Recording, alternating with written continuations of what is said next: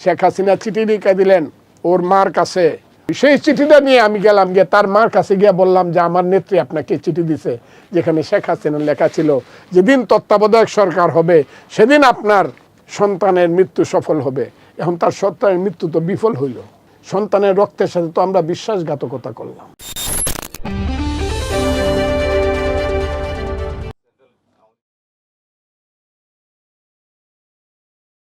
আমাকে বহু চেষ্টা করছে জনাব আমির হোসেন আমু, জনাব আব্দুল সামাদ আজাদ, আব্দুল মোমেন ফ্রম নেত্রকোনা, দুইজন মরহুম।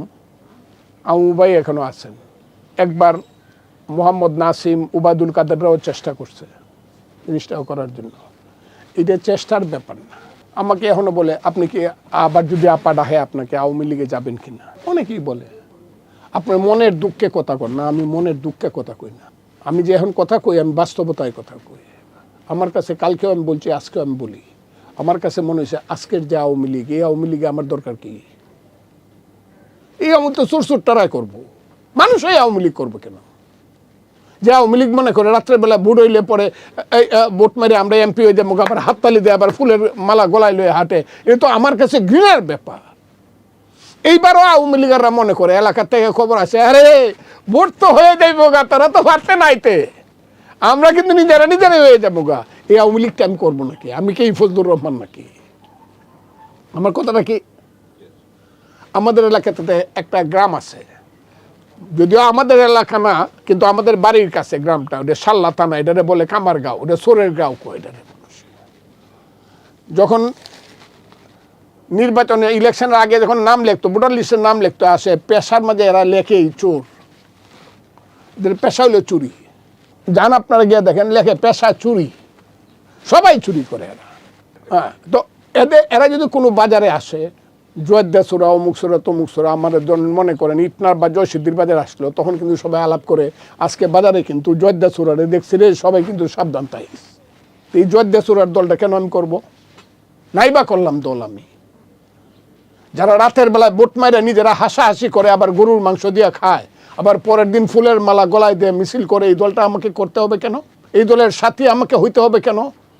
আমি আজকে ফজলুর রহমান কেউ না, টেহা নাই, পয়সা নাই, কিচ্ছু নাই, আমি এমপি না, মন্ত্রী না, পাওয়ার নাই, কিছু নাই, আমার কেউ সালাম আলকি দেয় না, কিন্তু আমার ছেলেরাতে কেউ চোরের ছেলে বলবে না, যে বুট ডাকাইতের ছেলে। হ্যাঁ, আমার ছেলেরা তো কেউ বুট ডাকাইতের ছেলে বলবে না, আমার ছেলেরা তো কেউ বলবে না এই তোরে চিনি না রে, তুই নিশিরাইতের এমপির ছেলে।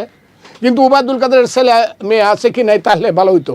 আমি অতটা জানি না আছে কিনা, কারণ আমি অনেকদিন যাবো তো আওয়ামী লীগ সারি আইছি। আমি যতদিন ছিলাম উবায়দুল কাদেরের কোনো ছেলে মেয়ে ছিল না, তাহলে বাচ্চা গেছে যদি না থেকে তাহে।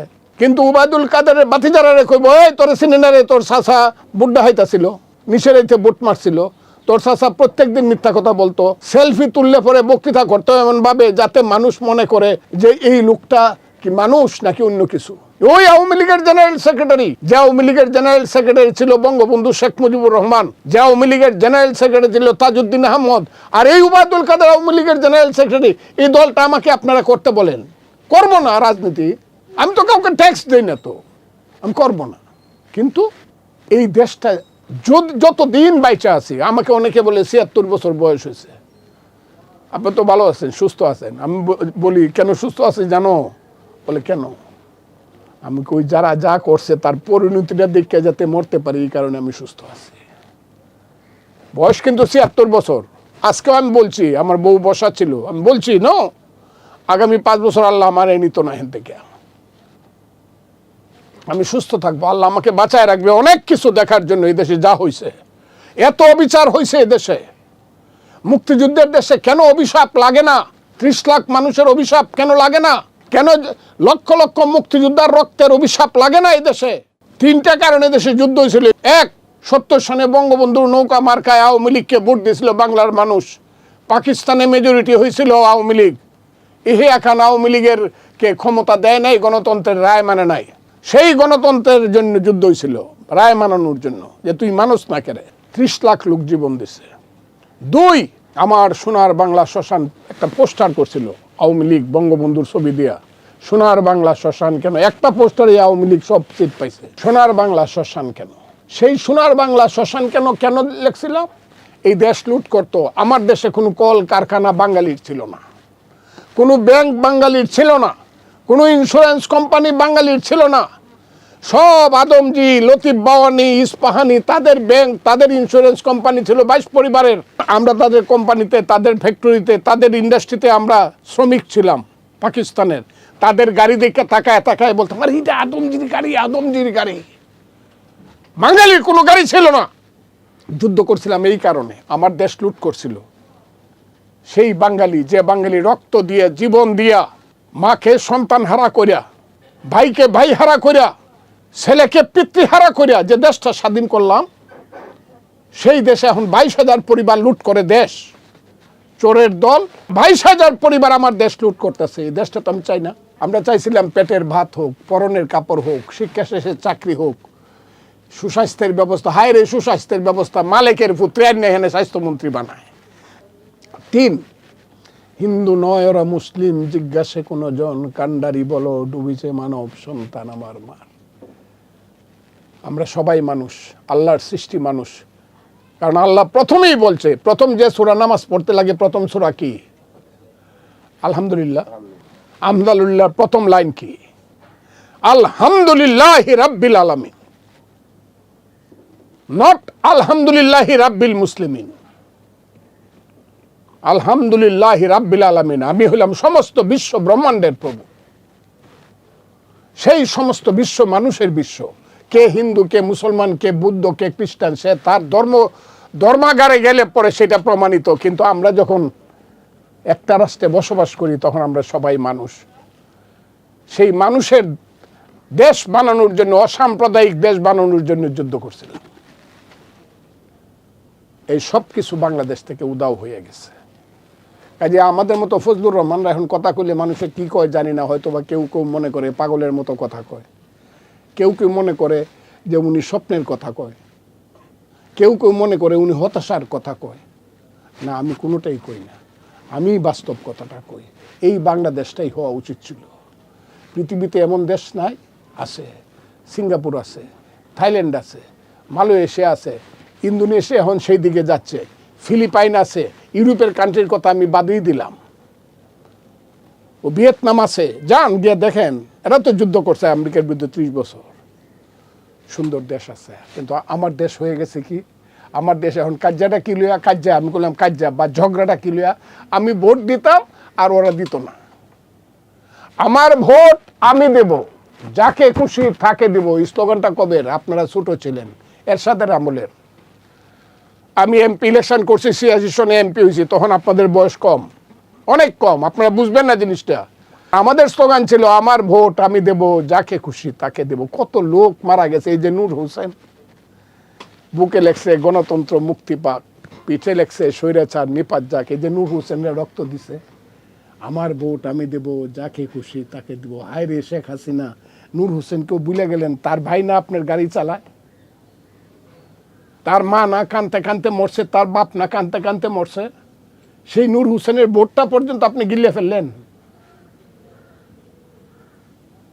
এই জন্য যুদ্ধটা করছিলাম, এই জন্য সংগ্রাম করছিলাম, আমার ভোট আমি দেব। এরপরে কি হইল? খালেদা জিয়ার আমলে মাগুরা ইলেকশন হইল, আমি দায়িত্বে ছিলাম।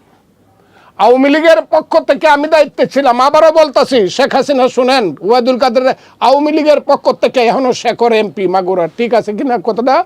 শেখরকে, শেখর বাচ্চা ছেলে তখন, শেখরের বড় ভাই শফিকুজ্জামান বাচ্চু দাঁড়াইছিল ইলেকশনে, আমাকে আওয়ামী লীগের পক্ষ থেকে চিফ ইলেকশন এজেন্ট করছিল। আমি সেইখানে গিয়ে যে ইলেকশন করতে করতে করতে করতে যখন সমস্ত মানুষকে ঐক্যবদ্ধ করছি, তখন ইলেকশনটাতে লুট হয়েছিল। কারে পাশ করানোর জন্য? ইকনুর কামালকে পাশ করানোর জন্য বিএনপির। এবং তখন লেখা হয়েছিল গণতন্ত্রের মা গুড়া, এটা ছিল হেডিং পত্রিকার, যায় যায় দিন, গণতন্ত্রের মা গুড়া। এরপরই স্লোগান আসলো, তত্ত্বাবধায়ক সরকার চাই, নইলে আর নির্বাচন নাই। সেই তত্ত্বাবধায়ক সরকারের জন্য আমরা সংগ্রাম শুরু করলাম। 94, 95, 96, 173 জন যুবক ছাত্র কর্মী মারা গেল, রক্ত দিলাম, রক্তের সাগর হইল। তত্ত্বাবধায়ক সরকার চাই, নইলে আর নির্বাচন নাই। আমার কিশোরগঞ্জের 2 জন মারা গেল, একজনের বাড়ি হইল মাইরা ইউনিয়ন বোর্ডের কাছে, শফিক নামে একটা ছেলে মারা গেল গুলি খায়া। শেখ হাসিনা আমাকে পাঠাইলেন, আমি তখন সেন্ট্রাল কমিটির মেম্বার, সেইখানে গেলাম। শেখ হাসিনা চিঠি লিখে দিলেন ওর মার কাছে, আপনার ছেলের মৃত্যু সফল সেই দিন সার্থক হবে যেদিন আমরা তত্ত্বাবধায়ক সরকার গঠন করতে পারবো। অবশ্যই সেই চিঠিটা নিয়ে আমি গেলাম, গিয়ে তার মার কাছে গিয়ে বললাম যে আমার নেত্রী আপনাকে চিঠি দিছে, যেখানে শেখ হাসিনা লেখা ছিল যেদিন তত্ত্বাবধায়ক সরকার হবে সেদিন আপনার সন্তানের মৃত্যু সফল হবে। এখন তার সন্তানের মৃত্যু তো বিফল হইল, সন্তানের রক্তের সাথে তো আমরা বিশ্বাসঘাতকতা করলাম।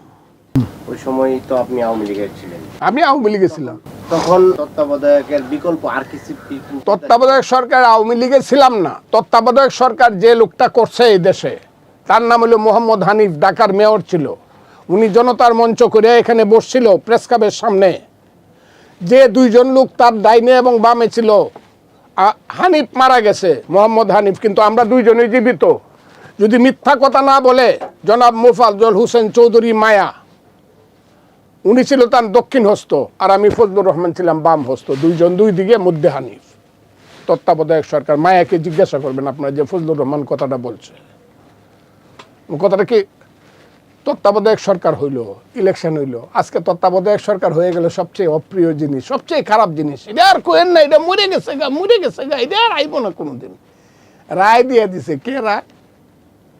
বলে সংবিধানের মতো ইলেকশন হবে। এই উবাদুল কাদের, সংবিধান বুঝেন? আসেন দেখি কি বুঝেন, কি লেখাপড়া করছেন।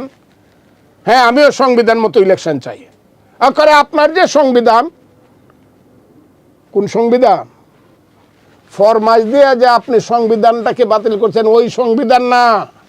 ওই সংবিধান, যে সংবিধান খায়রুল হক, যে সংবিধান, এই সংবিধান না। কাটাছির আসল সংবিধানে আছেন, এই সংবিধানের পক্ষে আসেনি। আমিও তো সংবিধানের পক্ষে, খায়রুল হকের সংবিধানের পক্ষে না। আমি হলাম আসল সংবিধান, রক্ত দিয়ে যে সংবিধান আমরা করছিলাম। 173 জন লোক রক্ত দিয়ে যে সংবিধান করছিল, লক্ষ কোটি লোক স্লোগান দিয়ে আমার ভোট আমি দেব, যাকে খুশি তাকে দেব, তত্ত্বাবধায়ক সরকার চাই, নইলে এবার নির্বাচন নাই। ওই যে সংবিধান, মানুষের রক্তের উপরে লিখিত, সেই রক্তের উপরে লিখিত সংবিধানে ইলেকশন চাই। খায়রুল হকের কাটাছিরা ফরমাইশে সংবিধান না, ওই ইলেকশনটা চাই।